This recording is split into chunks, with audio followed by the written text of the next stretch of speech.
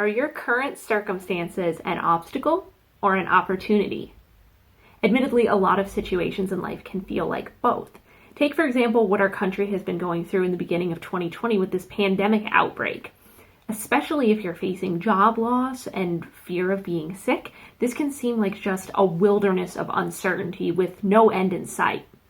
But I challenge us to look at this a little bit differently because, scripturally speaking, wildernesses were often places where God led people to be refined and to have their impurities brought to the surface so that they could tackle them. Think of the children of Israel in the wilderness for 40 days, or Joseph, who was in Egypt for over a decade. These could look so much like they're just obstacle after obstacle after obstacle, from being hungry and being attacked to being falsely accused and even thrown into a dungeon.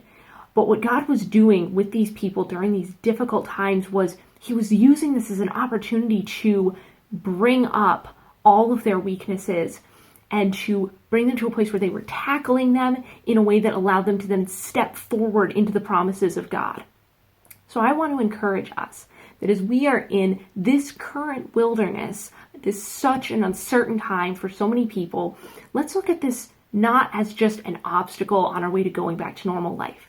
Let's look at it as an opportunity to open our hearts to God, to let Him refine us in His refiner's fire, so that when we come out on the other side, and we will, we come out shining brightly, pure gold.